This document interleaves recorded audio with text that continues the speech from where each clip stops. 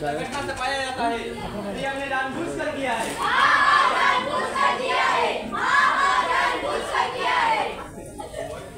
दोस्तों, जैसा कि आप सभी जानते हैं, जब एक छोटी सी मासूम सी नन्ही सी तितली को जबरदस्ती तंगा जाता है तो वह जड़ से उड़ जाती है और अगर उसे कोई कोमल हाथों से छूता है तो वो मासूम सी बन जाती है। ठीक उसी प्रकार आज हम आपको बेड टेस्ट और गुड टच और बेड टेस्ट के बारे में बताएंगे। तितली उड़ी, तितली उड़ी, तितली उड़ी, तितली उड़ी, उड़ी ना सकी तो रोने लगी, उड़ी ना सकी तो रोने लगी। बस में चढ़ी, बस में चढ़ी, बस में चढ़ी, बस में चढ़ी, सीट न मिली तो रोने लगी, सीट न मिली तो रोने लगी। कंडक्टर बोला आजा मेरे पास, कंडक्टर बोला आजा मेरे पास। तितली बोली हट बदमाश, तितली बोली हट बदमाश, हट बदमाश, हट बदमाश, हट बदमाश, हट बदमाश। आ देखे जरा किसमें कितना है दम, चलते ना कदम मेरे साथिया।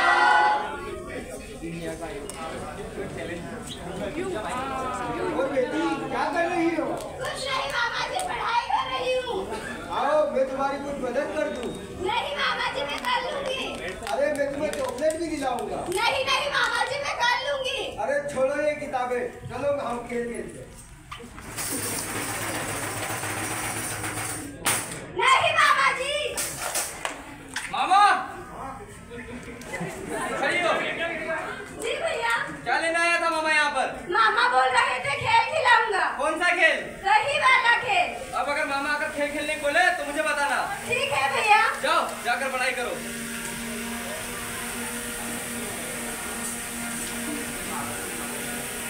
जैसा कि आप सभी लोग जानते हैं, हमारे बाल शास्त्र में बहुत से बच्चे हैं जिनके साथ में शोषण होता है और यह सारी लापरवाही हम बड़ों की होती है। हम बच्चों की बात नहीं सुनते, वो कुछ भी कहते हैं तो हम कहते थे कि नहीं, फिर हमें लगता है कि ये हमारे परिवार में बात आई और हम उनकी बातें अनदेखी कर देते हैं और ये सभी हमारी लापरवाही।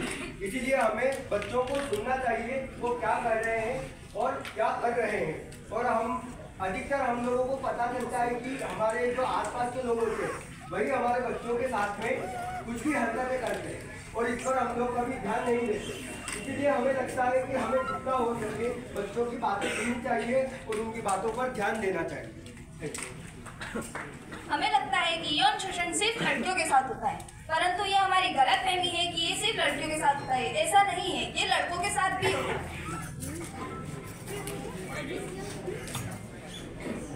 चाचा जी आओ बेटा आओ। और कैसे हो? ठीक हूँ, आप कैसे हो? मैं भी ठीक हूँ बेटा। आप मेरे साथ खेल खेलोगे? चलो मैं तुम्हें एक नया खेल खिलाता हूँ। खेल के तो देखो। खेल के तो देखो।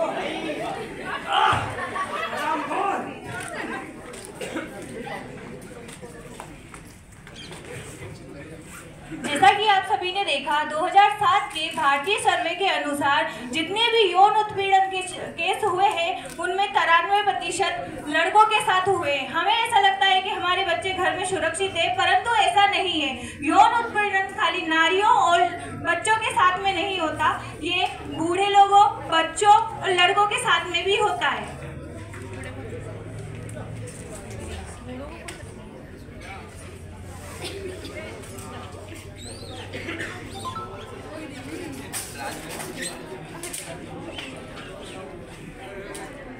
रामफल, अरे ओ रामफल। जी वो तो घर पे नहीं है अभी। क्या घर पे नहीं है? तो बहुत अच्छी बात है, आज मना मत करियो। ताऊ जी। रामफल से बोलना मैं आया था। हाँ ताऊ जी ने फिर से। क्या करूँ बेटा, अब तो वो मेरी सुनते भी नहीं है। आपने अब विरोध भी करना बंद कर दिया है। मैंने कितनी बार तुम्हारे पिताजी को कहा है, पर वो तो अपने भाई की सुनेंगे।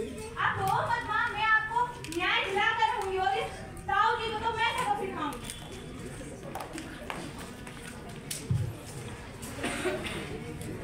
पोक्सो एक्ट का मुख्य उद्देश्य बच्चों को यौन उत्पीड़न से बचाना एवं त्वरित निर्णय लेते हुए विशेष अदालत का गठन करना है। इस अधिनियम के तहत जिस व्यक्ति की उम्र 18 से कम है उसे से बच्चों की श्रेणी में रखा गया है।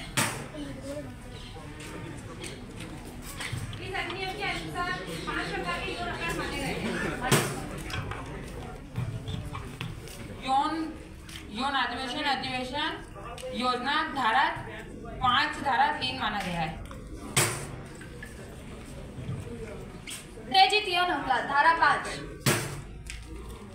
यौन हमला धारा 7, उत्तेजित यौन हमला धारा 9, यौन उत्पीड़न धारा 11।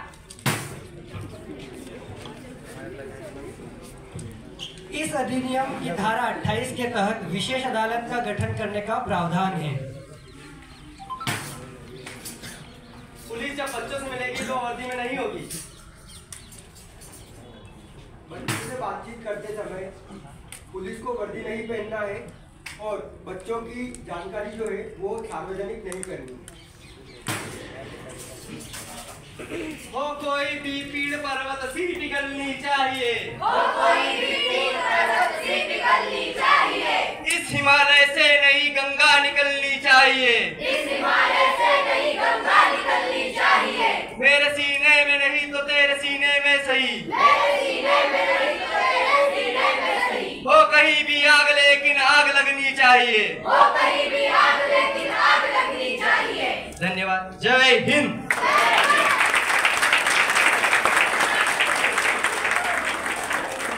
भारत